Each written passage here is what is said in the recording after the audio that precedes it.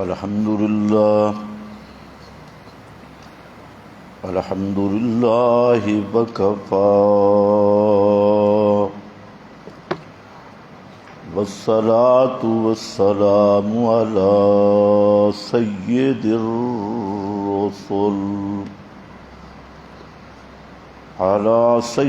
الرسل وخاتم الأنبياء.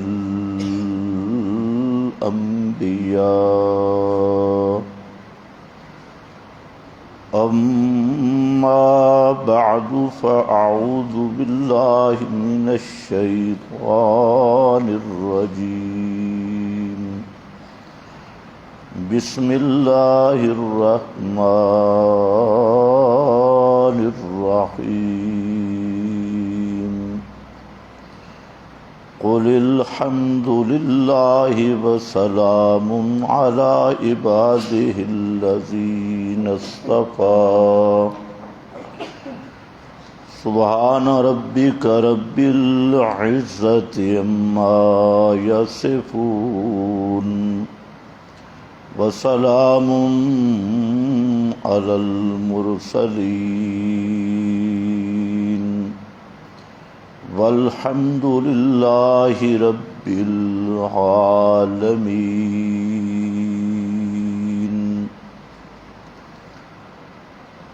انتہائی قابل قدر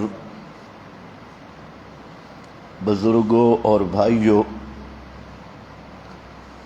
گزشتہ بیان میں اس کو سیٹ کر یار لاؤڈ سپیکر میں. روزانہ آپ کو بٹن دبانا بھول جاتا ہے. گزشتہ بیان میں آپ حضرات کے سامنے سورۃ النمل کے حوالے سے الوہیت اور عبدیت کا فرق ذکر کیا تھا کہ الہ کی صفات کیا ہیں اور عابد اور بندے کے حالات کیا ہیں. اسی سلسلہ میں قرآن کریم کا یہ مقام سورہ النمل آیت نمبر 59، اس کا اصل عنوان یہی ہے کہ معبود الہ کی صفات اور بندے کے حالات، عابد کے حالات، اور جب تک یہ فرق ذہن میں نہ آئے تو اس وقت تک شرک سے جان نہیں چھوٹتی. توحید اور شرک کی اصل کسوٹی یہی چیز ہے کہ عابد اور معبود میں امتیاز، تمییز آ جائے. تو اس سلسلہ میں الحمدللہ کی مکمل بحث ہو گئی کہ الہ وہ ہے کہ تمام صفات کارسازیہ اس کے ساتھ خاص ہیں، اور وسلام علی عبادہ الذین اصطفیٰ، اللہ کے مقربین اور مقبولان بارگاہ الہی ان کے لیے سلامتی کی دعا ہے، ان کے لیے درود و سلام ہے، اور اللہ رب العزت کے لیے صفات کارسازیہ. تو گویا عقیدے کی یہی بنیاد ہے کہ ہر صفت کمال یعنی عالم الغیب ہونا، مشکل کشا حاجت روا ہونا، داتا کارساز ہونا، دستگیر ہونا، بیٹے بیٹیاں دینے والا ہونا، کھوٹی قسمتیں کھری کرنے والا ہونا، یہ سب صفات ہیں الحمدللہ، یہ صرف اللہ کی صفتیں ہیں، اس میں اللہ کا کوئی شریک نہیں۔ اور پھر یہ مسئلہ جنہوں نے پہنچایا اور جو اس مسئلے کے داعی اور مبلغ رہے، ان کے لیے تحفہ ہے درود و سلام کا، سلام علی عبادہ الذین اصطفیٰ۔ اسی مضمون کو، اسی عنوان کو قرآن کریم نے آگے ذکر کیا، اور بالکل عام فہم امور فرمایا امن خلق السماوات والارض۔ پہلی چیز کہ یہ بتلاؤ کہ آسمان اور زمین کو پیدا کرنے والا کون؟ بالکل آسان سوال۔ اس سوال کے لیے کوئی ڈاکٹریٹ کی ڈگری ضروری نہیں۔ مکہ کا مشرک بھی یہ سمجھتا تھا کہ آسمان بنانے والا صرف اللہ، زمین بنانے والا صرف اللہ۔ جیسے دوسرے مقام پہ ذکر کیا بلا ان سألتہم من خلق السماوات والارض، اگر آپ ان سے پوچھیں کہ آسمانوں زمین کو پیدا کرنے والا کون، لَيَقُولُنَّ اللَّهُ، تو مکہ کا مشرک کہے گا صرف اللہ، اللہ کے سوا کوئی بھی ایسی ہستی نہیں جو آسمانوں زمین کو پیدا کرے۔ تو فرمایا الہ کی شان یہ ہے کہ خلق السماوات، جس نے آسمانوں کو پیدا کیا، اور خلق کس چیز کا نام ہے؟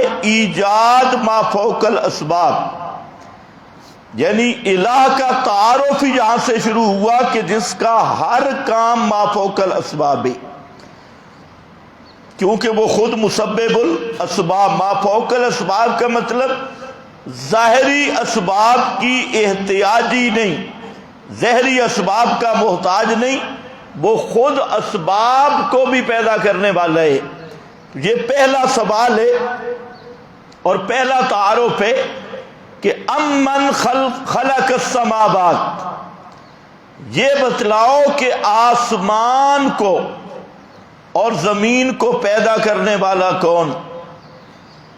دوسرا وَأَنزَلَ لَكُم مِّنَ السَّمَاءِ مَاءً، چلو یہ بتلاؤ کہ آسمان سے پانی بارش اتارنے والا کون ہے؟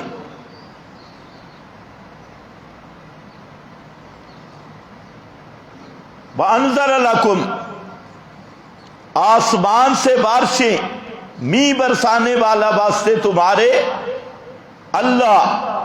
فَأَنبَتْنَا بِهِ، تیسرا اس بارش سے زمین سے نباتات اگانے والا کون ہے؟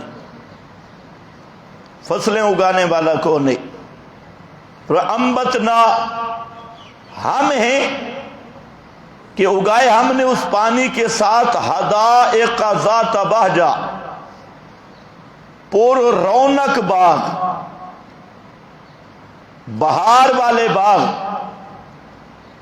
اب ذرا خیال کرنا انداز قرآن پاک کا، فرمایا لوگو آسمان کو پیدا کرنے والا اللہ، زمین کو پیدا کرنے والا اللہ، بارشیں برسانے والا اللہ، اور زمین سے فصلیں اگانے والا بھی صرف اللہ، باقی تم سارے مل جاؤ، آسمان پیدا کرنا تو دور کی بات، زمین پیدا کرنا تو دور کی بات، بارشیں برسانا تو دور کی بات، زمین کو فصلوں سے آباد کرنا تو دور کی بات، ما کان لکم ان تنبتوا شجرہا، اگر ساری مخلوق مل جائے، فرشتے بھی، انبیاء اولیاء بھی، جن کو تم پکارتے ہو وہ بھی،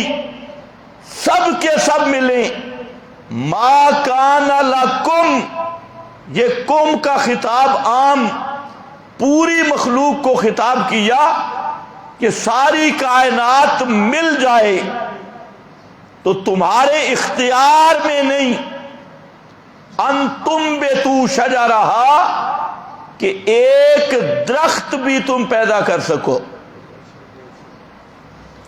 ایک درخت، شجرہا سارے نہیں اور ایک قسم بھی نہیں، ایک پودا، ایک درخت، اس کو تم پیدا کر سکو، ایک بھی مخلوق میں ایسا نہیں کہ ایک درخت کو پیدا کر سکے، نہیں ہے۔ ما کان لکم ان تنبتوا شجرہا، تمہارے اختیار میں نہیں یہ کہ تم ایک درخت بھی اگا سکو۔ یہاں پر امام نصفی رحمت اللہ علیہ جو بہت بڑے حنفی مفسر بھی ہیں، فقیہ بھی، تو ما کان لکم کا معنی کرتے ہیں من جنسکم هو الذی هو المخلوق سواء کان ملکا او انسا او جنا، یہ خطاب سب کو ہے، چاہے فرشتے ہوں، انسان ہوں، جنات ہوں، سب کو فرمایا کہ اے مخلوق، تم مخلوق ہو، تم ایک درخت بھی پیدا نہیں کر سکتے اور ایک پودا بھی نہیں اگا سکتے، تو یہ چار چیزیں ذہن میں رکھ لو۔ پہلی چیز آسمانوں کو پیدا کرنا، زمین کو پیدا کرنا، دو بارشیں نازل کرنا، تین زمین سے نباتات اگانا، چار یہ چار امور ذکر کیے، اور اس میں غور کر لو، چاروں ما فوق الاسباب، پیدا کرنا بھی ما فوق الاسباب، بارشیں اتارنا بھی ما فوق الاسباب، نباتات اگانا بھی ما فوق الاسباب، چاروں چیزیں ما فوق الاسباب ذکر کر کے پھر اس کی نفی کی۔ یہ ہے انداز کہ الہ کون ہے اور عبد کون ہے، یہ الہ کی شان ہے، چار چیزیں، اور رہ گئی مخلوق، عباد، ان کی حالت کیا ہے؟ ما کان لکم ان تنبتوا شجرہا، پوری مخلوق بندے مل جائیں ایک درخت نہیں اگا سکتے، یہ فرق ذکر کیا، اور اس کو قرآن پاک نے اور کئی مقام پہ کھولا، فرمایا اللہ وہ ہے جو خالق ہے، اور تم جن کو پکارتے ہو، انبیاء اولیاء، فرشتے، جنات، جس جس مخلوق کو حاجت روائی کے لیے پکارتے ہو، ان کی بھی ذرا حالت سنو۔ فرمایا لا یخلقون شیئا، اللہ خالق کل شیء، الحمدللہ الذی خلق السماوات، الحمد اس کے لیے ہے جس نے آسمانوں کو پیدا کیا، زمین کو پیدا کیا، اور فرمایا والذین یدعون من دون اللہ، اور جن کو اللہ کے سوا یہ مشرک پکارتی ہیں، یدعون من دون اللہ۔ اب یہاں ایک مسئلہ سمجھو، پہلے ایک مشرکین کا فلسفہ تھا، وہ کہا کرتے تھے من دون اللہ سے مراد بت تھے۔ جہاں پر بھی من دون اللہ کی آیت آئی وہاں پر جی بت بت بت بت، لیکن اب قرآن مقدس کی اتنی ضربیں لگ چکی ہے، میڈیا کا دور ہے، اور جہاں کی آواز یہ میڈیا کے ذریعے ہر جگہ پہ جاتی ہے، تو اب مشرکوں نے یو ٹرن لے لیا، یہ فلسفہ ختم۔ اب ہاں اس کیمپ سے آوازیں آنے لگیں کہ نہیں جی نہیں، من دون اللہ سے مراد تو انبیاء اولیاء بھی ہوتی ہیں، اور تدریجاً یہ کام شروع ہوا۔ بعض نے کہا جی ہم نے کب کہا ہے من دون اللہ سے مراد بت تھے؟ میں نے کہا الحمدللہ، یہاں سے تو یو ٹرن لیا، باقی تم نے کیا کہا اپنی جال حق دیکھو، تم نے کہا مقیاس انفیت دیکھو، تم نے کہا شفیع اکاڑوی کے رسائل دیکھو، یہ سب حوالے میں نے اعلاء کلمت اللہ میں درج کیے کہ کل تک تمہاری بولی یہ تھی کہ من دون اللہ سے مراد بت تھے، اور یہ بتوں والی ایتیں فٹ کرتی ہیں۔ پھر تھوڑا سا یو ٹرن لے لیا مولویوں نے، انہوں نے کہا جی بعض جگہ پہ بت تھے اور بعض جگہ پہ انبیاء اولیاء آئے، ہر جگہ پہ بت نہیں۔ میں نے کہا یہ تلبیس بھی تمہارے کام کی نہیں، جن جگہوں پہ تم کہتے ہو نا بت تھے، اس پر میں نے 20 حوالے جمع کیے کہ وہاں انبیاء اولیاء آئے۔ جن مقام پہ تم کہتے ہو بت تھے، یہ اس کتاب میں اعلاء کلمت اللہ میں آپ دیکھ سکتے ہیں 350 کے قریب حوالے، خاص کر وہی آیات جن کے بارے میں تم کہتے ہو بت تھے، وَمَنْ أَضَلُّ مِمَّنْ يَدْعُو مِن دُونِ اللَّهِ مَن لَّا يَسْتَجِيبُ لَهُ إِلَىٰ يَوْمِ الْقِيَامَةِ، اس سے بڑا گمراہ کون جو اللہ کے سوا ان کو پکارتا ہے جو قیامت تک اس کو جواب نہیں دے سکتے۔ وَهُمْ عَن دُعَائِهِمْ غَافِلُونَ، وہ ان کی پکاروں سے بے خبر ہیں۔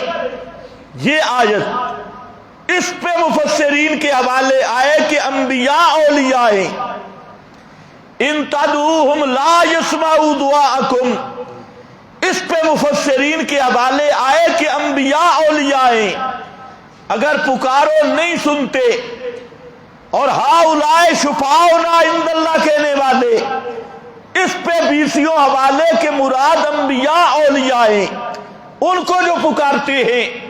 تو ملا نے یو ٹرن تو لے لیا، لیکن پھر بھی تلبیس کا دامن نہیں چھوڑا کہ بعض جگہ پہ بت تھے، بعض جگہ پہ انبیاء اولیاء ہیں۔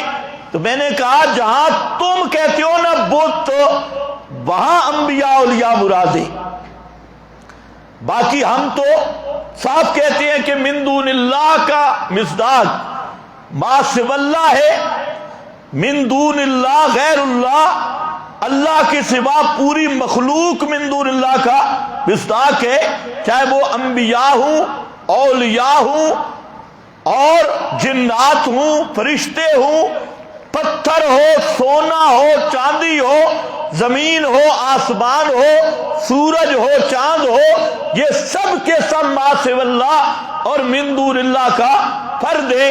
تو بہرحال ایک یہ یو ٹرن لے کے مشرکین نے اتنے تک کہا جی من دون اللہ، ہر جگہ پہ بت نہیں۔ چلو کچھ مان لیا، اور پھر وہ آیت جو سب بدعتیوں کو چبھتی ہے، چاہے وہ بے والے بدعتی ہوں یا دال والے بدعتی ہوں، بدعت بے سے شروع ہو یا دال سے شروع ہو، دال والے بدعتی سمجھتے ہو نا، چاہے کوئی بدعتی ہو، وہ آیت یہی ہے جو میں پڑھ رہا ہوں، والذین یدعون من دون اللہ، اللہ کے سوا جن کو یہ مشرک پکارتی ہیں، لا یخلقون شیئا، وہ کسی چیز کو پیدا نہیں کر سکتے، وہم یخلقون، کیوں؟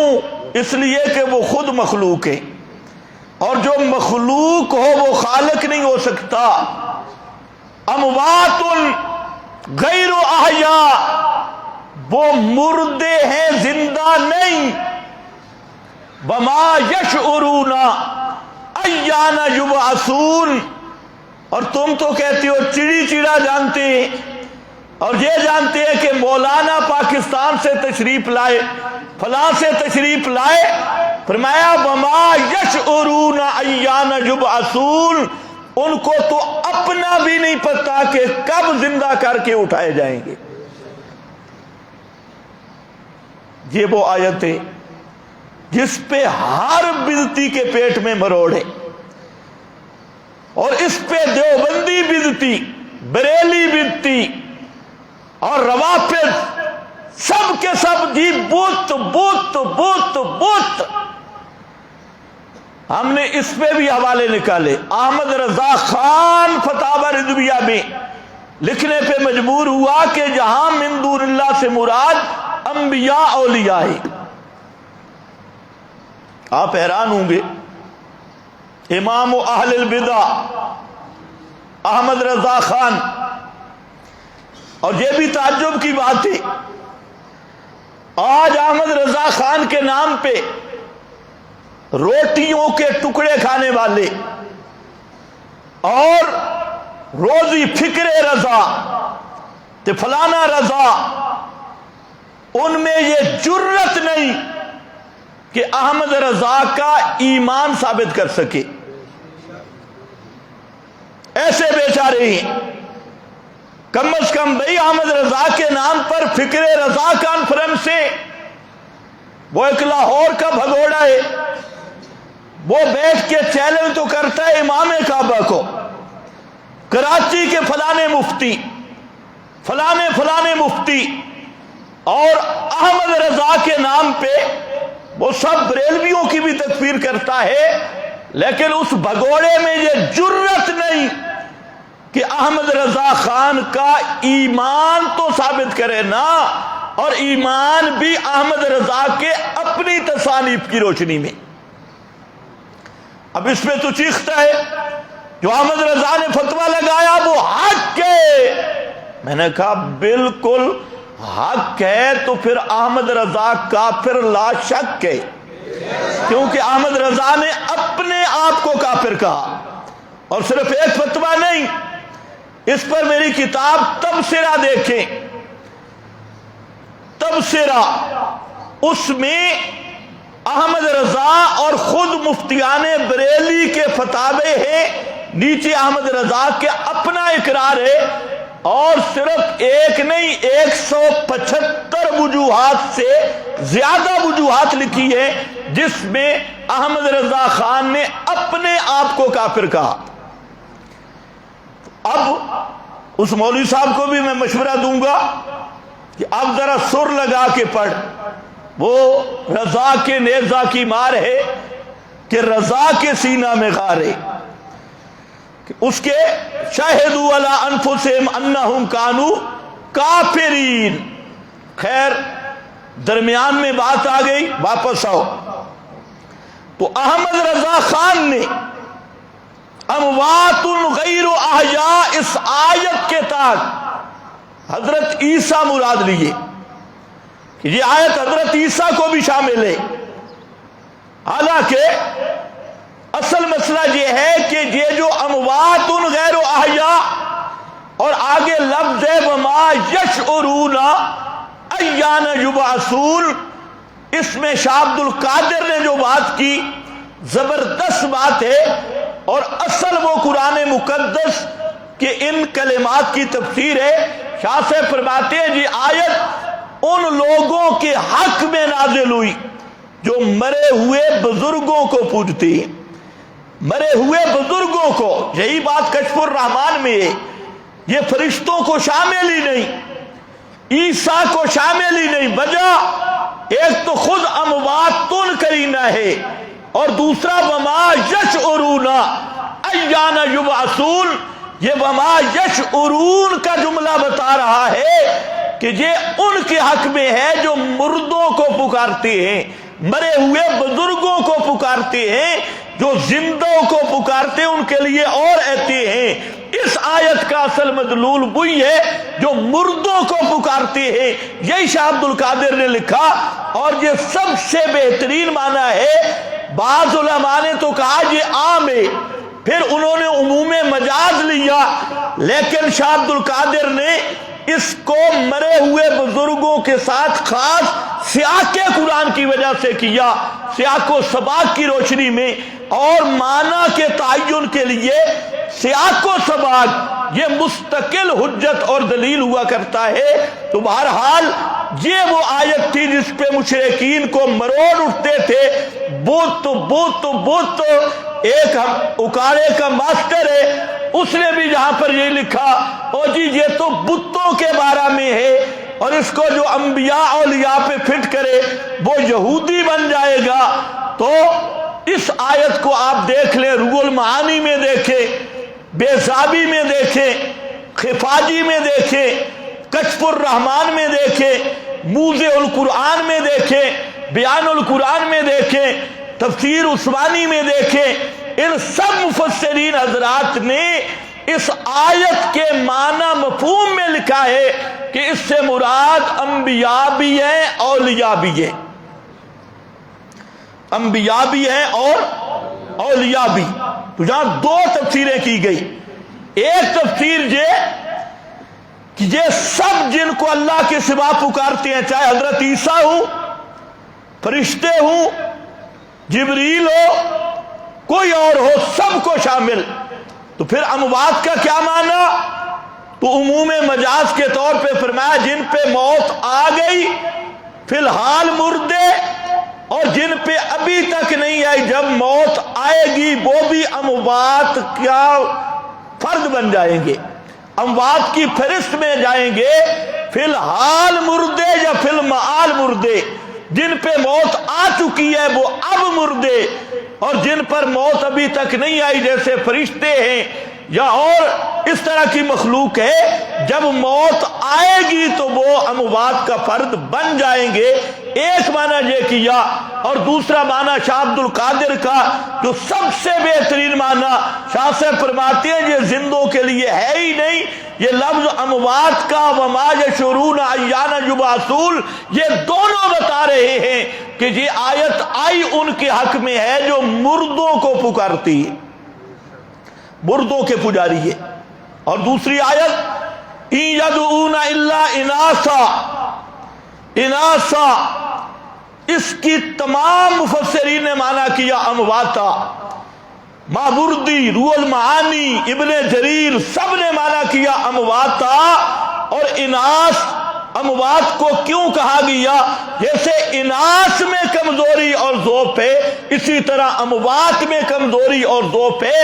اللہ فرماتے ہیں یہ مشرک مردوں کو پکارنے والے ہیں، ان یدعون الا اناثا، اور یہ ان کا شرک ہے کہ مرو ہوں کو پکارتے ہیں اور ان سے حاجتیں طلب کرتے ہیں۔ تو یہ آیت بھی ساتھ، اور یہ اموات غیر احیاء دونوں۔ تو خیر اس پہ بڑا زور شور ہوا، یہ بت ہیں۔ تو اللہ کے فضل سے تمام اجلہ مفسرین نے اس کا جو معنی کیا میں نے آپ کے سامنے بیان کر دیا۔ اب یہ پراپاگنڈا بھی یہ قرآن پڑھتے ہیں اور معنی اپنا کرتے ہیں، تو مفسرین کے حوالے تو میں نے اس تسلی کے لیے پیش کیے، آپ ذرا خود غور کر لیں۔ اللہ تعالیٰ کیا فرماتے ہیں؟ والذین یدعون من دون اللہ لا یخلقون شیئا، نہیں پیدا کر سکتے شیئا کسی چیز کو۔ انبیاء پیدا کر سکتے ہیں؟ امام الانبیاء فرشتے جی پیدا کر سکتے ہیں؟ تو پھر کہنا جی بت مراد ہے. ذرا آیت تو دیکھو، لا یخلقون شیئا. دوسرا مقام ہے قرآن کا، سورۃ الحج ہے، موسم بھی حج کا ہے، اور سورۃ الحج سورت بھی حج ہے، اور ایام بھی حج کے شروع ہونے والے ہیں، حاجی بھی جا رہے ہیں. لیکن یاد رکھو حاجیوں، اگر عقیدہ وہ نہ ہوا جو سورہ حج میں بیان ہوا، حج والی سورت، تو خدا کی قسم اتنا مہنگا حج کرنے کا کوئی فائدہ نہیں ہوگا، کوئی فائدہ نہیں ہوگا. حج ابو جہل بھی کرتا تھا، خادم بھی تھا، لیکن کسی حج کا فائدہ. ہاں یہ سمجھتے کعبہ دیکھ کے آ رہا ہوں. کعبہ ابو جہل نے بھی دیکھا تھا. کعبہ دیکھنا اس وقت تک نفع نہیں دے گا جب دل کعبے کی طرح پاک نہ ہو جائے. دل کو پاک کر. سن ذرا سورۃ الحج کیا کہتی ہے. فرمایا یا ایھا الناس ضرب مثل فاستمعوا لہ. اے لوگو، ایک مثال بیان کی جا رہی ہے، فاستمعوا لہ، اس کو پورے غور سے سننا.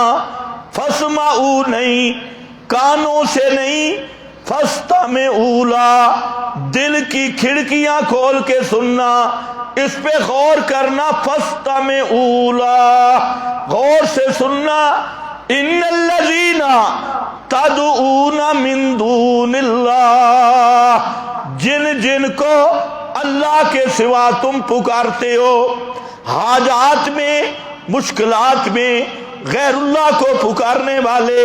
یہاں بھی دیکھ لینا تفسیر روح المعانی سید محمود آلوسی بغدادی، یہاں کہتے ہیں پی زمل. اس آیت میں اللہ نے تردید کی ہے ان لوگوں کی الغالین فی اولیاء اللہ، جو اللہ کے نیک بندوں کو پکارتے ہیں اور ان کو حاجت روا مشکل کشا سمجھتے ہیں. فرمایا سنو، ان الذین تدعون من دون اللہ لن یخلقوا ذبابا، لن یخلقوا ذبابا. اگر سارے مل جائیں، آسمان پیدا کرنا تو دور کی بات، زمینیں پیدا کرنا تو دور کی بات، بارشیں برسانا تو دور کی بات، درخت پیدا کرنا تو دور کی بات، سب مل جائیں، لن یخلقوا ذبابا، ایک مکھی بھی پیدا کر سکتے کوئی نہیں. صرف بت انبیاء اولیاء کر لیتی.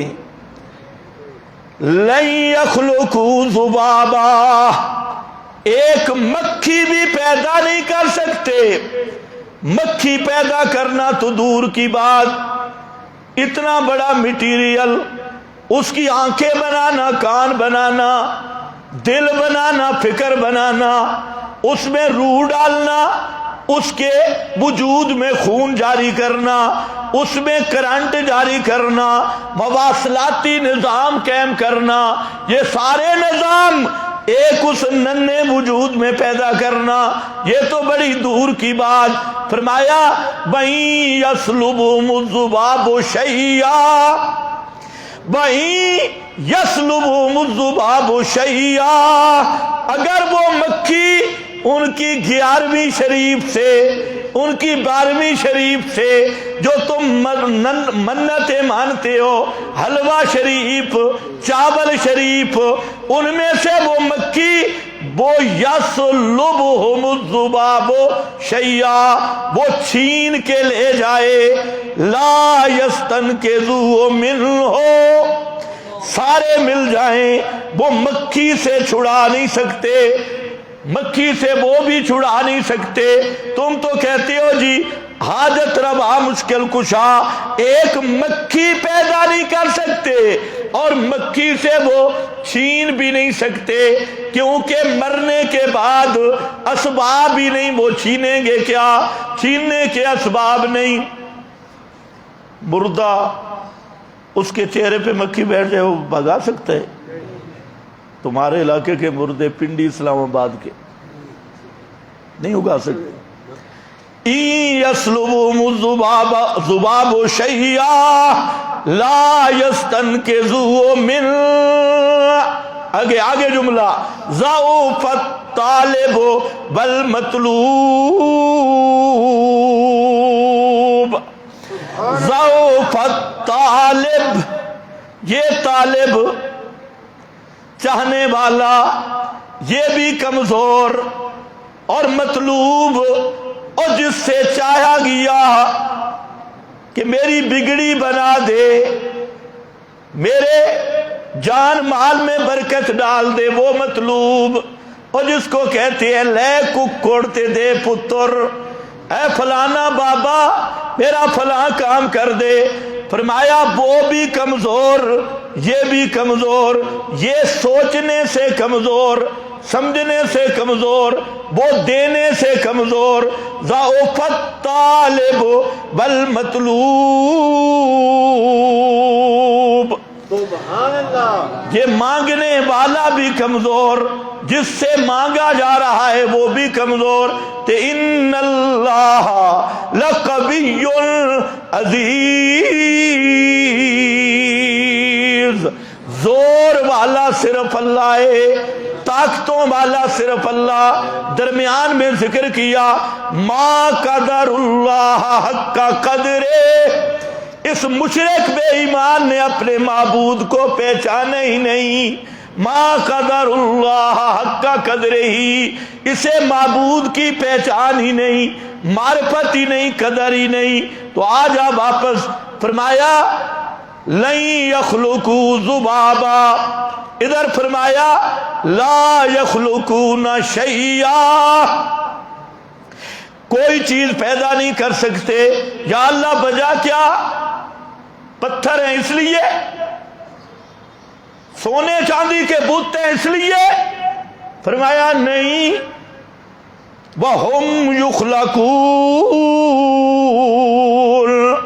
وہ خود مخلوق ہیں، پیغمبر بھی مخلوق، اولیاء اللہ بھی مخلوق، جبریل بھی مخلوق، ساری کائنات بھی مخلوق، اور جو مخلوق ہو وہ خالق نہیں ہوتا، وہ پیدا نہیں کر سکتا۔ اب یہ مراد بت ہے، آیت کو اندر سے دیکھو، لا یخلقون، اور اگر کوئی پڑھا لکھا آدمی ہو، عربیت جانتا ہو، یاد رکھو یہاں پر جمع آ رہی ہے واو نون والی، اور جہاں واو نون کی جمع ہے مقام عربیت میں سب متفق ہیں، اہل نحو بھی اہل فن بھی، کہ ان الجمع بالباب بالنون للمذکر العاقل اجمع النحویون، سارے اہل فن متفق ہیں کہ جب با نون والی جمع ہے تو اس سے مراد پتھر نہیں ہوتا، بت نہیں ہوتا، سونے چاندی کا بت نہیں، بلکہ اس سے مراد ہوتے ہیں انبیاء، اولیاء، ذوی المخلوق۔ یہاں پر بھی کیا ہے؟ وَهُمْ يُخْلَقُونَ، وہ خود مخلوق ہیں۔ آگے اموات، مردے ہیں۔ جی یہ کس کو کہا جاتا ہے؟ میں آپ کو کہوں یہ لکڑ مردہ ہے، زندہ نہیں، یہ جملہ ٹھیک ہوگا؟ سوچو، جن کو اللہ نے عقل دی ہے وہ سوچے۔ یا میں کہوں یہ اینک مردہ ہے، اس میں حیات متصور ہے صحیح؟ تو پھر اس کو بتلانا یہ مردہ ہے، زندہ نہیں، یہ ستون مردہ ہے، زندہ نہیں، یہ پنکھا مردہ ہے، زندہ نہیں، کوئی عقل والا کہہ سکتا ہے؟ بھائی مردہ ہونے کا اس بات اور زندہ ہونے کی نفی کم از کم اس سے تو ہونا کہ جو حیات کا احتمال تو رکھتا ہو۔ حیات کا محل تو بن سکتا ہو، یہ کہنا کہ یہ کپڑا مردہ ہے، یہ لاؤڈ سپیکر مردہ ہے، یہ ستون مردہ ہے، یہ کیا معنی ہوا؟ ہر صاحب لسان جانتا ہے کہ نفی تب کی جا رہی ہے کہ کم از کم وہ اس چیز کا محل تو ہے، اور یہ بھی کس کے لیے ہوتا ہے؟ ذی حیات کے لیے، جو حیات کا محل ہو۔ فرمایا اموات غیر احیاء، یہ مردے ہیں، مردے، زندہ نہیں۔ یہ بھی دلیل ہے کہ یہ پتھر نہیں مراد، یہ سونے چاندی کے بت نہیں مراد، یہ مراد وہی انبیاء اولیاء ہیں جن کی پکار ہو رہی ہے اور جن کے بارے میں مشرک کہتا ہے کہ یہ زندہ ہیں۔ فرمایا یہ زندہ نہیں، اموات غیر احیاء، یہ مردے ہیں، زندہ نہیں۔ آگے ذرا خیال کرو اگلا جملہ، وما یشعرون، اور نہیں شعور رکھتے۔ میں کہتا ہوں لاؤڈ سپیکر نہیں شعور رکھتا کہ کب زندہ کر کے اٹھایا جائے گا، یہ دیوار شعور نہیں رکھتی کہ کب زندہ کر کے اٹھائی جائے گی۔ یہ جملہ ٹھیک ہے جی؟ یہ ستون شعور نہیں رکھتا کہ کب زندہ کر کے اٹھایا جائے گا، پتھر پہاڑ شعور نہیں رکھتے کہ کب زندہ کر کے اٹھائے جائیں گے۔ اللہ نے کچھ تو عقل دیا ہے، اتنا جملہ تو سوچو کہ یہ بتوں کے لیے بن سکتی ہے آیت؟ یہ جو ملا نے ڈنڈی لگائی ہوئی ہے، بت بت بت بت۔ اب یہاں ذرا دیکھو، وما یشعرون، اور نہیں شعور رکھتے، جہاں پر بھی واو نون، اور شعور کی بھی نفی، جہاں امکان تو ہونا بھائی، وما یشعرون ایان یبعثون، ان کو اتنا بھی شعور نہیں کہ کب زندہ کر کے اٹھائے جائیں گے۔ یہ زندہ کر کے بعث یہ بتوں کا ہوگا، سونے چاندی کے بت قیامت کے دن اٹھیں گے اور انہیں زندہ کیا جائے گا۔ کچھ تو خوف خدا ہو، یہ تو خود آیت کے الفاظ یخلق، وہاں پر وہم یخلقون، ہم ضمیر بھی ذوی العقول کے لیے، یہ بھی یخلقون کا صیغہ بھی ذوی العقول کے لیے، اور اموات غیر احیاء کا جملہ بھی، اور وما یشعرون ایان یبعثون بھی ایک ایک کڑی بتا رہی ہے کہ جہاں پتھر کے بت مراد نہیں، سونے چاندی کے بت مراد نہیں، جہاں مراد ہے انبیاء اولیاء جن کو مشرک پکارتے ہیں اور یہ سمجھتے ہیں الانبیاء احیاء فی قبورہم یصلون، یہ عقیدہ رکھ کے جو مشرک پکارتے ہیں کہ انبیاء اولیاء انہی قبروں میں زندہ ہیں، سنتے ہیں اور حاجت روائی کرتے ہیں، یہ وہ مراد ہے۔ اسی لیے شاہ عبد القادر نے کہا یہ آیت ان کے بارے میں ہے جو مرے ہوئے بزرگوں کو پوجتے ہیں۔ ایک مسئلہ تجھے تھا، اس کا تو اب الحمدللہ خاتمہ ہو گیا ہے، اور یہ علماء ربانیین کی محنت اور قرآن کا معجزہ ہے کہ کل تک کہتے تھے من دون اللہ بت بت بت بت، اب یہ ٹون بدل گئی۔ اب پچھلے دنوں ایک کھلاڑی نیا آیا، اس کی نیٹ پر میں نے تھوڑی سی تقریر سنی، نیا کھلاڑی، اس نے ایک اور زور لگایا، اس نے کہا جہاں یدعون تدعون آیا، اس کا معنی ہے پوجنا، ہم پوجتے نہیں، اس کا معنی ہے عبادت کرنا، ہم عبادت نہیں کرتے، ہم پکارتی، پکارنا اور ہے پوجنا اور ہے۔ اس پہ اس نے کوئی 40 منٹ تقریر کی۔ اب ذرا خیال رکھنا، اور اس تک میری آواز جائے تو وہ بھی خوف خدا کر کے تھوڑا غور کر لے۔ یہ بھی یا مغالطہ دیا جا رہا ہے جب مغالطہ لگے کہ یدعونا کا جہاں مانا ہے جی پوجتے ہیں، ہم تو ان کو نہیں پوجتے، ہم تو پکارتی ہیں، یعنی اس نے کہا کہ پوجنا اور ہے، پکارنا اور ہے، عبادت اور ہے، پکارنا اور ہے۔ تو ہمارا سوال ہے، عبادت کس چیز کا نام ہے؟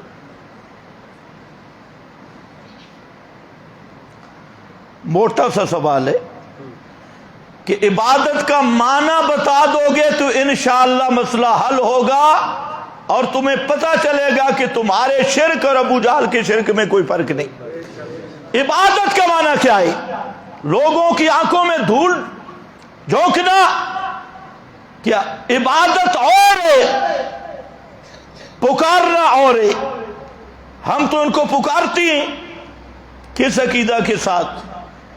کہ ما فوق الاسباب سنتے ہیں اور حاجت روائی کرتے ہیں، غیب دان ہیں۔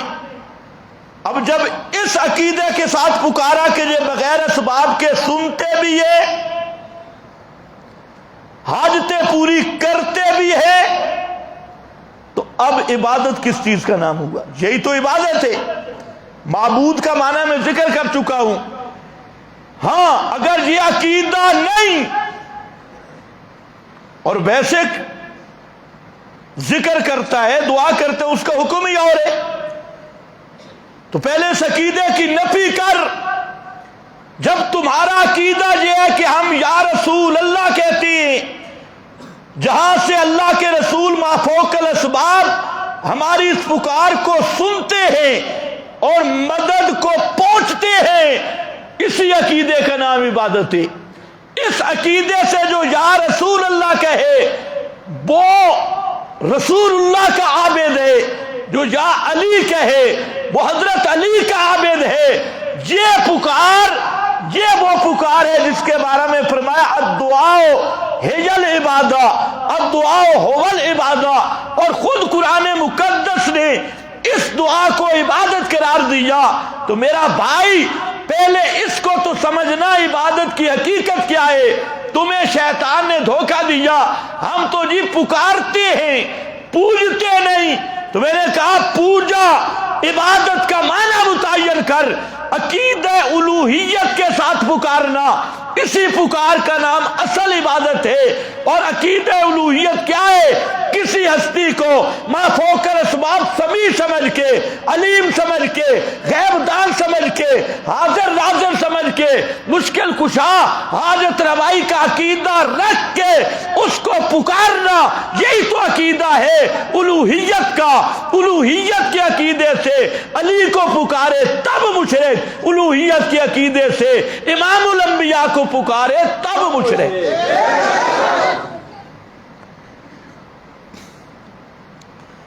پچھلے دنوں ایک اہل حدیث، میں تو حیران ہوں، پتہ نہیں شیطان ان مولویوں کے ساتھ کیا تماشا کرتا ہے۔ وہ مشرکین کے دھرنے میں تھا اور تحفظ ناموس رسالت، توہین رسالت پہ احتجاج کر رہا تھا۔ نیٹ پہ ہے، اور یہ لشکر شیبہ کا بڑا آدمی ہے۔ تو وہاں پر مشرکوں نے نعرہ لگایا، وہ جو ان کا مشہور نعرہ ہے اللہم لبیک کے مقابلہ میں موحدوں کا نعرہ ہے اللہم لبیک لا شریک لک لبیک، اس کے مقابل مشرکوں نے نعرہ کیا لگایا؟ لبیک یا رسول اللہ، اور ڈانس بھی کرتی ہیں۔ اب وہ غیر مقلد مولوی، اتنی بڑی داڑھی اور صحیح موٹا تازہ پلا ہوا وہ ملا صاحب، وہ وہاں ٹرک پہ چڑھا ہے اور ڈانس کر رہا ہے لبیک یا رسول اللہ، لبیک کا ساتھ نعرہ بھی لگا رہا ہے، ڈانس بھی کر رہا ہے۔ یہ ہے لشکر شیبہ کا مجاہد، لشکر طیبہ نہیں بلکہ کیا لشکر ہے؟ یہ لشکر شیبہ ہے، یہ لشکر طیبہ نہیں۔ وہ لشکر طیبہ والا آپ دیکھیں، میں حیران ہو گیا۔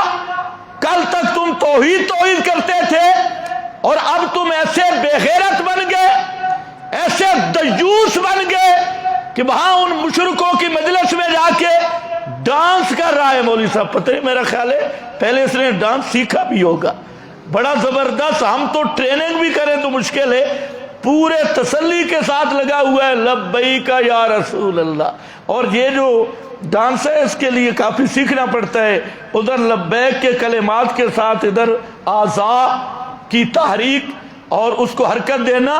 تو یہ پھر کسی اہل حدیث مولوی نے اس پہ رد کیا، تو اب اہل حدیثوں میں سے چند خبیث اٹھے اور انہوں نے آگے تعویل کیا کی، انہوں نے کہا کہ جی اس نے کہا کہ میں تو کشمیر کے لیے ہاتھ یوں کر رہا تھا، میری نیت میں تھا کشمیر، اور آگے کہتا ہے کہ اس نے تو وضاحت کر دیے۔ اب ایک آدمی بت کو سجدہ کرے اور کہے میں تو اللہ کو سجدہ کر رہا ہوں، تو اہل حدیث مذہب میں یہ تعبیر چل جائے گی۔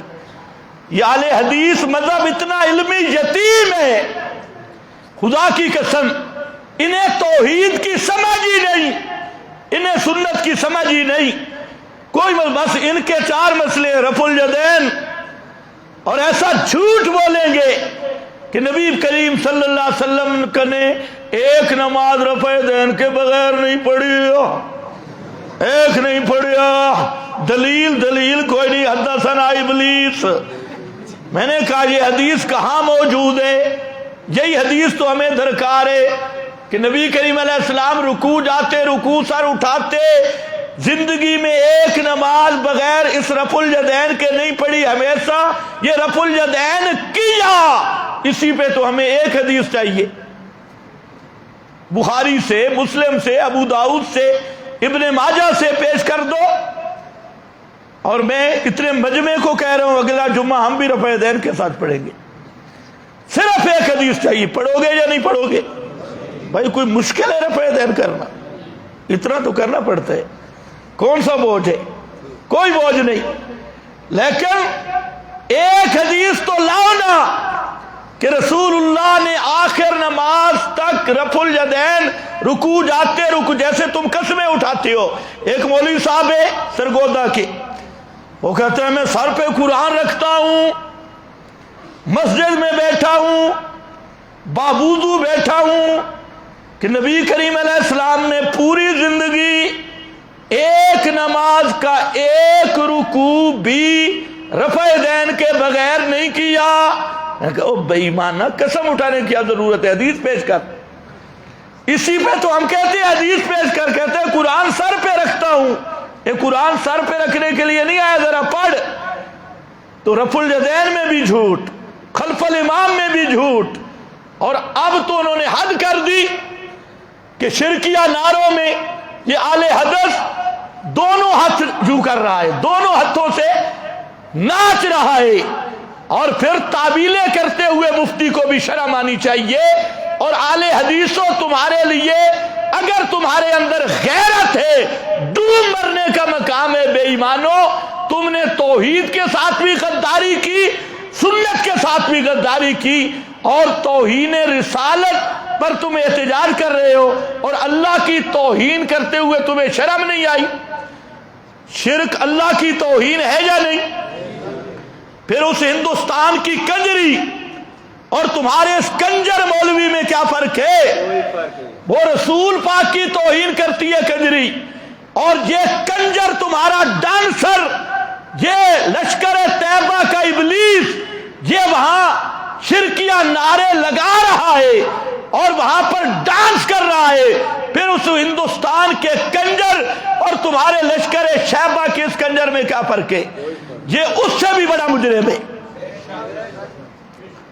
آ جاؤ واپس، بہت سفر ہو گیا۔ وما یشعرون ایان یبعثون، انہیں یہ بھی پتہ نہیں۔ تو میں نے کیا کہا؟ آج نیا فرق کیا آیا جی؟ ہم پوجتے نہیں، پکارتی۔ تو ایک ہی نقطہ ذہن میں رکھ لے کہ صرف بلانے کو تو کوئی بھی منع نہیں کرتا۔ بھائی میں کہتا ہوں پانی لے آؤ، شرک ہوگی ہے، یہ بھی لوگوں کو دھوکہ دیتی۔ یا زید یا عمر، شرک ہو گیا۔ اگر یہ شرک ہوتا ہم نماز میں پڑھتے السلام علیکہ ایھا النبی برحمت اللہ، نماز میں پڑھتے ہو کہ نہیں؟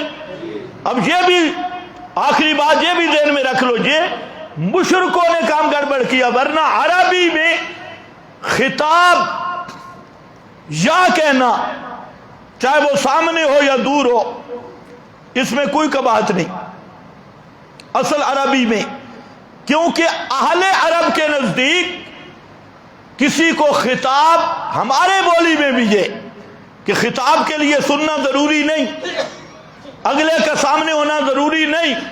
خود احمد رضا نے ایک نظم لکھی اپنے گھر میں بیٹھ کے، اور اپنے گھر میں بیٹھ کے کہتے ہیں اٹھتے بیٹھتے یا رسول اللہ کہا پھر تجھ کو کیا نظم ہے؟ اٹھتے بیٹھتے یا رسول اللہ کہا پھر تجھ کو کیا، ہمیں کہہ رہا ہے تجھ کو کیا، میں نے اٹھتے بیٹھتے یا رسول اللہ مدد کہا پھر تجھ کو کیا۔ تو اب جب کہا تجھ کو کیا، خطاب ہے یا نہیں؟ تجھ کو خطاب ہے، تجھ کو کیا؟ تو ہم پوچھ سکتے ہیں بریلویوں سے کہ کون سا نجدی اس وقت احمد رضا کے گھر میں ساتھ بیٹھا تھا جس کو کہہ رہا تھا تجھ کو کیا؟ تو یہ تجھ کو خطاب تو ہے، لیکن وہاں کوئی نجدی اعلی حضرت کے گھر میں موجود نہیں تھا، وہ گھر میں بیٹھ کے کہہ رہا ہے کہ اٹھتے بیٹھتے یا رسول اللہ کہا پھر تجھ کو کیا۔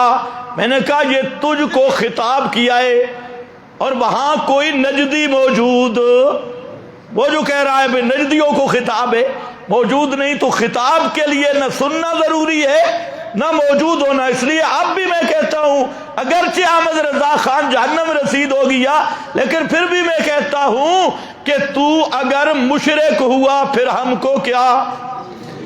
اس نے کہا بیٹھتے اٹھتے یا رسول اللہ کہا پھر تجھ کو کیا۔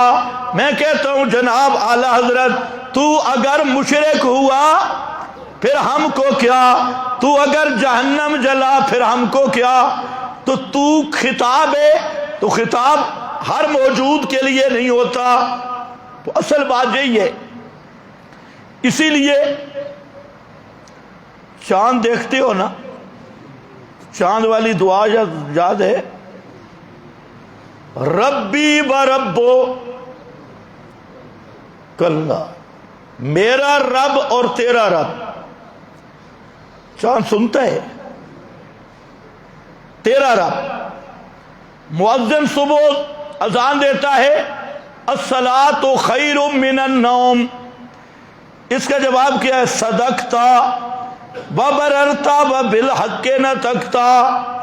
مؤذن مسجد میں ہے، یہ بستر پہ ہے، اور یہ بستر پہ بیٹھ کے کہتا ہے صدقتا، اے مؤذن تو نے سچ کہا ہے اور تو نے نیکی کی ہے اور تو حق بولا ہے۔ اب خطاب ہے لیکن نہ سننا ہے نہ سامنے والا حاضر موجود ہے، لیکن یہ مشرکوں نے ایک تلازم بنا دیا۔ تو صرف اگر سماع کا عقیدہ نہیں، جس پہ ہمارا فتویٰ ہے اس کو ہٹا، اور ہمارا فتویٰ نہیں قرآن کا فتویٰ ہے وَمَنْ أَضَلُّ وَمَا دُعَاءُ الْكَافِرِينَ إِلَّا فِي ضَلَالٍ۔ اور وہ یہ ہے ما فوق الاسباب، کسی ہستی کے سننے کا عقیدہ رکھ کے، غیب دانی کا عقیدہ رکھ کے، یا ما فوق الاسباب میں اسے متصرف سمجھ کے پکارنا، یہ ہے عقیدہ الوہیت۔ اور اس پکار سے یا رسول اللہ اس عقیدے سے کہے وہ مشرک ہے، یا علی اس عقیدے سے کہے وہ مشرک ہے۔ اب سوال یہ ہے یہ ان کا عقیدہ ہے یا نہیں؟ پوچھو ان سے۔ تو پھر کہنا جی پکارنا اور ہے، بلانا اور ہے، یہ خالص تلبیس ہے۔ قرآن پاک، وقت بڑا کم ہے، قرآن پاک میں کئی مقام پہ اسی پکار کو شرک کہا گیا، سب سے زیادہ اسی پکار کو۔ باقی پوجا بھی شرک ہے، لیکن سب سے زیادہ زور قرآن نے اسی پہ دیا. تو خیر یہ انشاءاللہ چلے گا. اب نیا نمبر آیا ہے جی، ہم پکارتے ہیں عبادت نہیں کرتے. ایک نئی تعبیر شروع ہو گئی، پکارتے ہیں عبادت نہیں کرتے. تو پہلا آج کا ہمارا سوال ہے، پہلے عبادت کا معنی متعین کر، ورنہ جھکنا عبادت ہے. فرشتے آدم کے سامنے سجدہ کر رہے ہیں، اس کا نام عبادت ہے؟ اب بس بریک لگ گئی. فرشتوں نے آدم کو سجدہ کیا، فرشتوں نے آدم کی عبادت کی. بھائی جہاں جمعہ پڑھنے والوں تم تو تقریری ماحول سے نکلو نا، کچھ علمی باتیں بھی ذہن میں ہونی چاہیے، موٹی موٹی باتیں نہیں. میرا سوال ہے، فرشتوں نے آدم کا سجدہ کیا، فرشتوں نے آدم کی عبادت کی؟ کیا کیا؟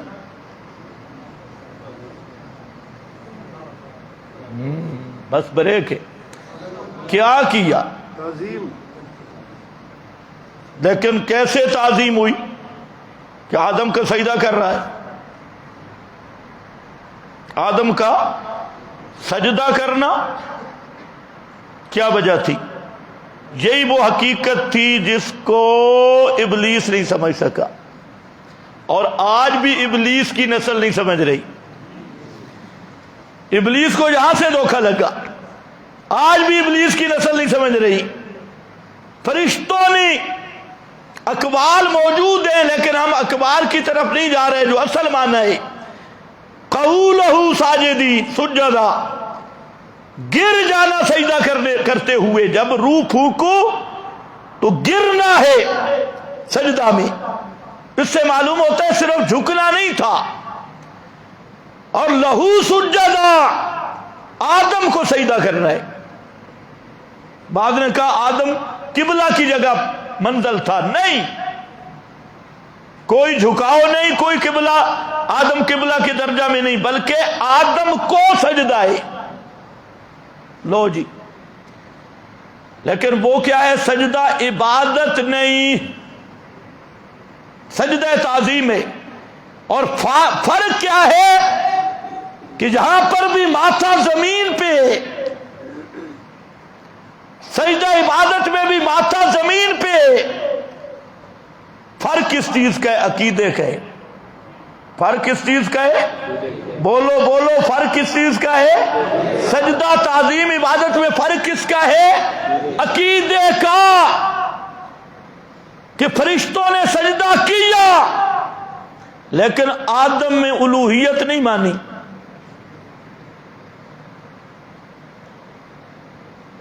اس لیے وہ سجدہ تعظیمی ہے، سجدہ عبادت نہیں ہے.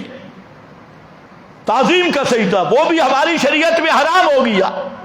پہلے جائز رہا، ہماری شریعت جو ہے یہ اس میں غیر اللہ کا سجدہ، ہمارے علماء نے تو لکھا ہے لو سجد الکعبہ کفرا، اگر کوئی کعبے کو سجدہ کرے وہ بھی کافر ہے.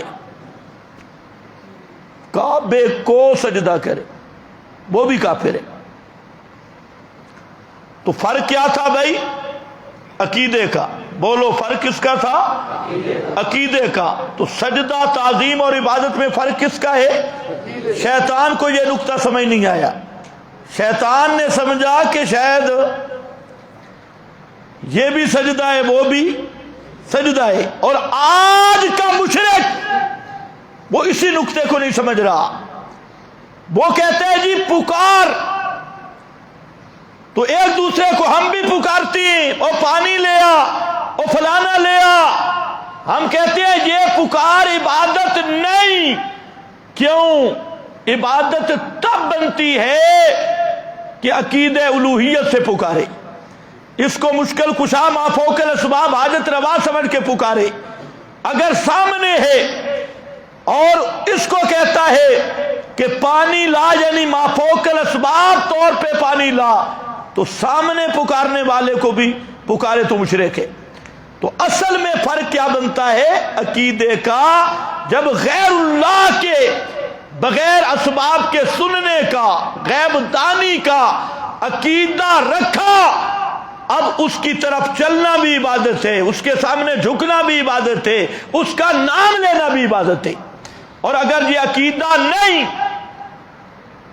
تو پھر وہ عبادت نہیں بنتا۔ اسی طرح خطاب ہے یا تو اصل مسئلہ یہی ہے، باقی رہ گیا کہ اب چونکہ مشرکوں نے ایک نیا عقیدہ گھڑ لیا تو اس لیے اب ہم کہتے ہیں یا رسول اللہ کہنا ایسے ہے جیسے لا تقولوا رائنا، لا تقولوا رائنا۔ ایک مولوی صاحب مجھے کہتے ہیں جب آپ نے کہا عقیدہ معبودیت کا نہ ہو تو پھر خطاب کرنا جائز ہے، تو اگر کوئی مواحد یا رسول اللہ کہے تو میں نے کہا مواحد یا رسول اللہ کہے بالکل ٹھیک، لیکن اب چونکہ مشرک جو ہے انہوں نے ایک غلط عقیدہ بنا لیا ہے، تو مسئلہ یہ ہے کہ جیسے شرک سے بچنا ضروری ہے اسی طرح شرک سے مشابہت سے بچنا بھی ضروری ہے۔ یہی حضرت گنگوئی رحمت اللہ علیہ امام ربانی نے جواب دیا۔ ایک آدمی نے کہا کہ یا رسول اللہ کہنا کیسے ہے؟ فرمایا اگر سما کے عقیدے سے کہے تو کافر ہے۔ کیا سن رہے ہو؟ یہ کس کا فتویٰ ہے؟ حضرت مولانا رشید احمد صاحب گنگوئی فرماتے ہیں اگر سننے کے عقیدے سے کہے تو کافر ہے، قریب دور کی کوئی بات نہیں لکھی۔ سما کے عقیدے سے کہے تو کافر ہے، اور اگر یہ عقیدہ نہیں تو پھر یہ کلمہ مشابہ بالکفر ہے۔ یہی بات کی، مشابہ بالکفر۔ آ جا واپس، اللہ کون ہے؟ امن خلق السماوات والارض، یہ اللہ کی شان ہے۔ چار امور ذکر کیے، خیال کرنا، آسمانوں کو پیدا کرنے والا، سوچتے آؤ کوئی زندہ مردہ، کوئی نبی ولی آسمان پیدا کرنے والا ہے؟ اگر کوئی کہے کہ انبیاء نے آسمان پیدا نہیں کیا توہین ہو جائے گی۔ پیر عبد القادر جیلانی نے آسمان پیدا نہیں کیا، زمین پیدا نہیں کی، یہ ان کی توہین ہے۔ ایک فرمایا وَأَنزَلَ لَكُم مِّنَ السَّمَاءِ مَاءً، جیسے پیدا کرنے والا اکیلا ہے ان کو آباد رکھنے والا بھی اکیلا ہے، اور اس آبادی کے لیے آسمان سے بارشیں برسائیں، آسمان سے خاص پانی اتارا۔ تین فَأَنبَتْنَا بِهِ حَدَائِقَ ذَاتَ بَهْجَةٍ، فرمایا اس پانی کے آنے کے بعد زمین سے فصلیں اگائیں، باغات اگائے۔ ابھی بارش سے گزرے ہو، چند دن کے بعد زمین کی حالت دیکھنا۔ انبتنا، باغات اگائے، اور باغ تو اگ سکتے تھے، فرمایا دیکھنا ہے ذات بہجت، ایک ایک باغ کا مشاہدہ جا کے کرو، کیسی خوشبوؤں والے باغ، کیسی رونقوں والے باغ، پر رونق باغ، اور اس باغ میں بھی اس کی قدرت کے جلوے دیکھو، اس کی شان الوہیت کی خوشبوئیں پاؤ، اس کی شان الوہیت کی وہاں پر جھلکیں دیکھو۔ ذات بہجت، آگے ما کان لکم، اے پوری مخلوق ہو، ساری مخلوق کے لوگوں، چاہے انسان جن فرشتے، تم سب کے سب مل جاؤ، تم بیتو شجرہا، ایک درخت بھی پیدا نہیں کر سکتے، ایک درخت بھی پیدا نہیں کر سکتے، انبات اس کو پیدا کر کے اگا نہیں سکتے، اس کا مادہ مٹیریل مہیا نہیں کر سکتے۔ اب یہ چار امور ذکر کر کے اگلا جملہ ذرا قرآن کا سننا ہے، کیسی ترتیب؟ فرمایا اِلَٰهٌ مَّعَ اللَّهِ، یہ کام کرنے والا اللہ، تو الہ بھی صرف اللہ، یعنی یہ چار کام جو کرنے والا ہے وہی الہ ہے، اور یہ چار کام مکہ والے تم بھی مانتے ہو، تو اب معنی کیا بنے گا؟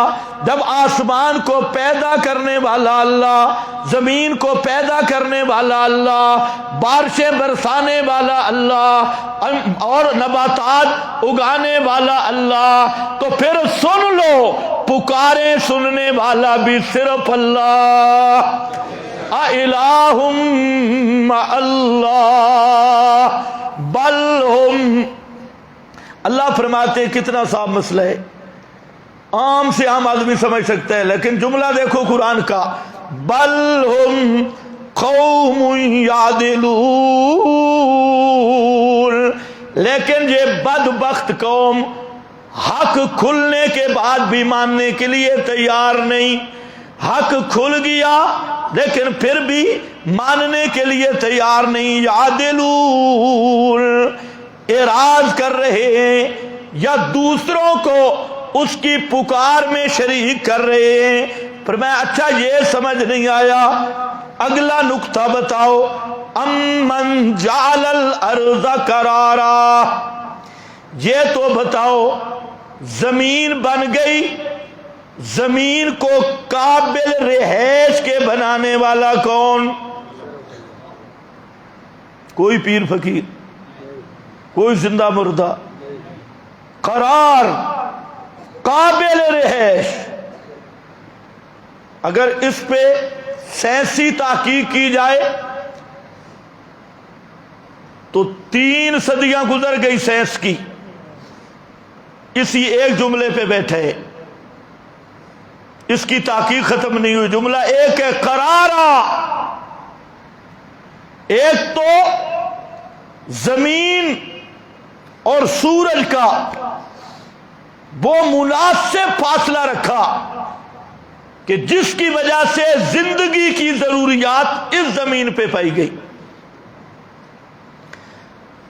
اور آج بھی سائنس کہتے ہیں اگر 1 انچ جتنی زمین نیچے ہوتی تو زندگی ممکن نہیں تھی، 1 انچ جتنی اوپر ہوتی موجودہ محور سے تو زندگی زمین پہ ممکن نہیں تھی۔ تو فرمایا زمین کو ایسی حالت میں رکھا، قرار جو تمہاری زندگی کے لیے مناسب تھی، پھر اس میں آکسیجن، پانی، ہر ضرورت رکھی۔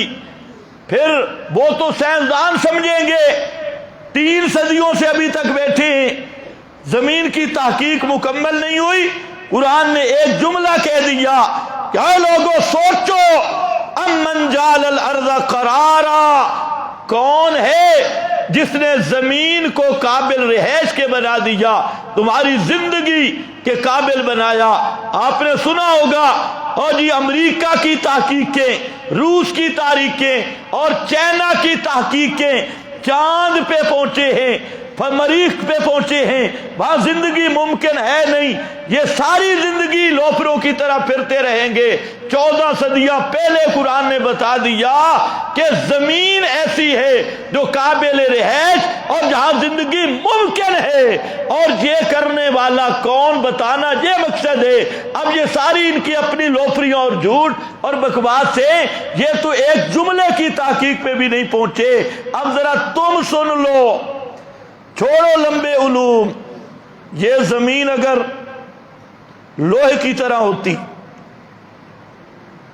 اس پر کیا ممکن ہوتا؟ لوہے کی طرح سخت ہوتی نہیں، اور یہ پانی کی طرح نرم ہوتی تو سارے اوپر زمین کے اندر ہی ڈوبتے، دھنس جاتے۔ اب بھی جہاں خصوصاً یہ جو بڑھانا پنڈی کا رقبہ ہے، اس پر پانی پڑ جائے پنڈی میں، حدود پنڈی اور اسلام آباد میں پانی پڑ جائے تو آدمی دھنس جاتا ہے، کچی زمین ہے۔ اگر زمین اس طرح کچی ہوتی ہر وقت تو نیچے دھنس جاتے۔ فرمایا قرارا، نہ زمین کو ایسا سخت بنایا کہ رہائش کے قابل نہ ہو، نہ اتنا نرم رکھا کہ تم نیچے درس جاؤ۔ یہ کام کرنے والا کون؟ زمین بنانے والا اللہ تے قرار دینے والا پیر عبد القادر؟ زمین آسمان بنانے والا اللہ اور پھر ان کو قائم رکھنے والا احمد رضا خان کہتا ہے غوث کے بغیر آسمان زمین قائم نہیں ہو سکتے، آسمان و زمین کو قائم رکھنے والا غوث۔ اللہ فرماتے ہیں امن، کچھ تو شرم کرو، اتنا مانتے ہو بنانے والا میں ہوں تو باقی رکھنے والا بھی میں ہوں۔ امن جعل الارض قرارا وجعل خلالها انہارا، اچھا زمین کو قرار بنا دیا، قابل رہائش، یہ بنانے والا میں، اور زمین میں نہریں جاری کرنے والا کون؟ زمین میں، جلدی بولو میں ختم کروں، زمین میں پانی کی نہریں چلانے والا کون؟ یہ کوئی پیر فقیر ہے؟ زمین کو قرار تو میں نے بنایا اور نہروں پہ کنٹرول امام بری کا مانتے ہو، باؤ سلطان لات منات عزا کا مانتے ہو، کوئی تو شرم کی بات کرو۔ امن جعل الارض قرارا وجعل خلالها انہارا، اور تیسرا وجعل لها رواسیا، زمین پر پہاڑوں کو میخوں کی طرح نصب کرنے والا کون؟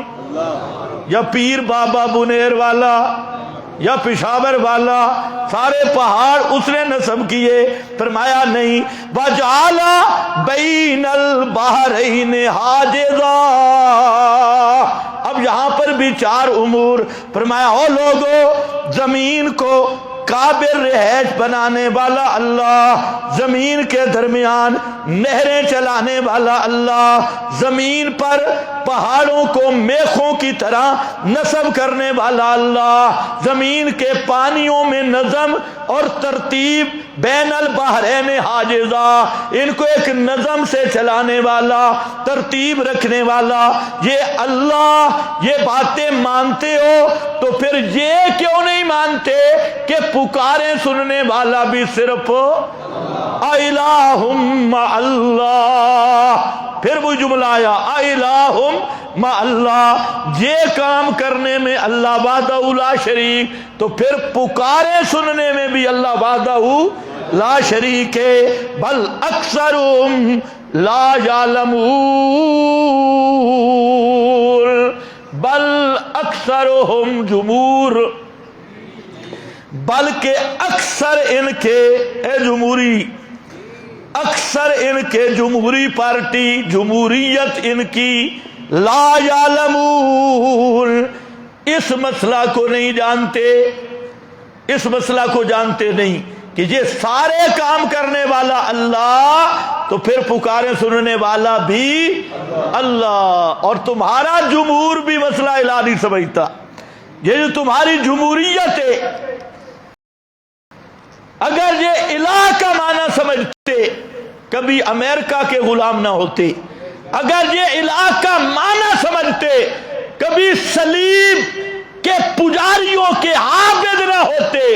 اور تمہارے جمہوریت، مغربی جمہوریت کا فلسفہ یہ ہے کہ اس نے یہ جڑ کاٹ کے رکھ دی کہ اللہ کی الوہیت کا عقیدہ نہیں اور غیر اللہ کی الوہیت کا عقیدہ پکا ہے۔ اب آپ کے سارے وردیوں والے بھی تے پینٹ پتلون والے بھی امریکہ کو الہ سمجھتے ہیں، برطانیہ کو الہ سمجھتے ہیں، اقوام متحدہ، نیٹو کو انہوں نے الہ سمجھا ہے۔ جو ڈر الہ سے ہونا چاہیے تھا وہی ڈر ان کو امریکہ کہے۔ اگر امریکہ کی غلامی نہ کی تو امریکہ ہمیں زندہ نہیں چھوڑے گا۔ زندگی اور موت کا مالک کون ہے؟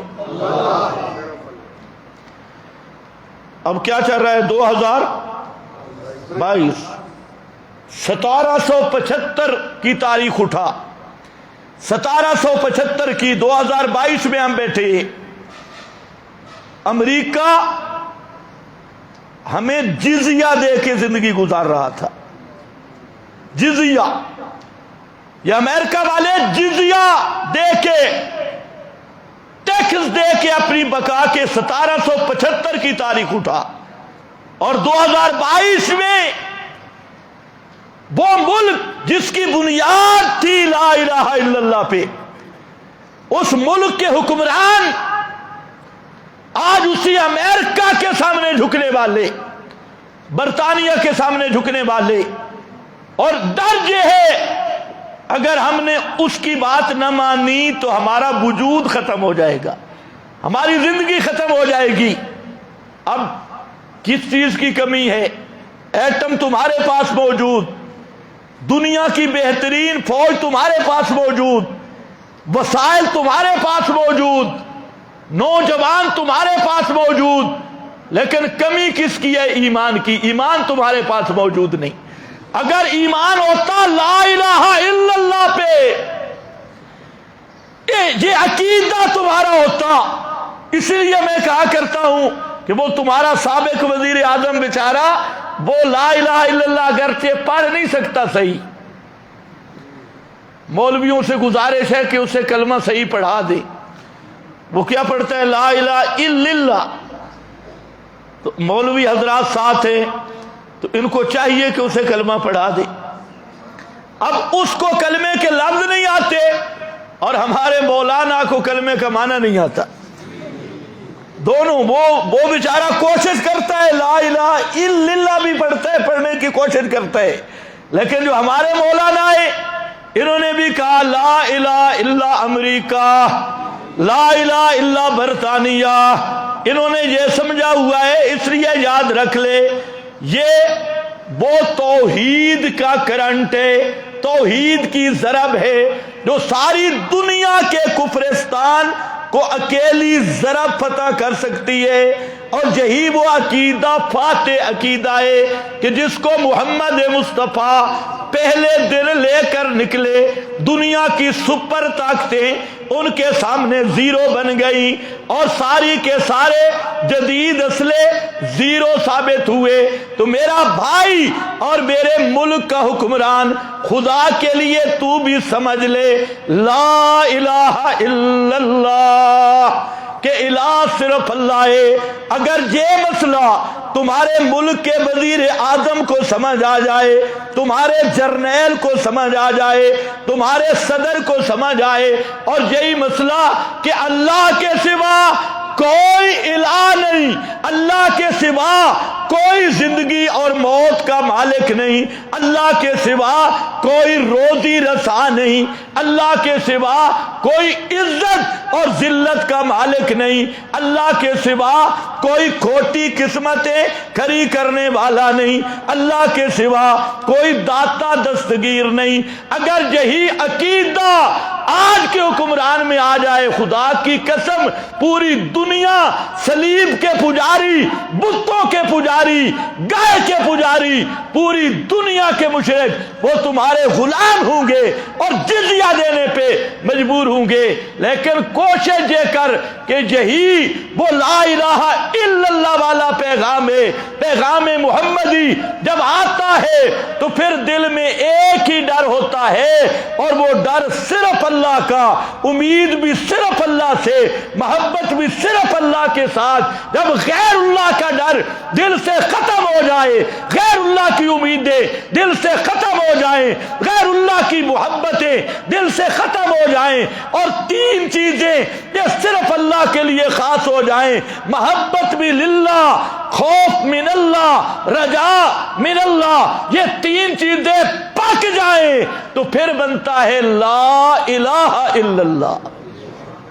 اور لا الہ الا اللہ یہ سارے ایٹم بمبوں سے بڑا ایٹم بم ہے، ساری دنیا کی پاوروں سے بڑی پاور کیا ہے؟ عقیدہ لا الہ الا اللہ۔ اس عقیدے کو تو نے آزمایا نہیں۔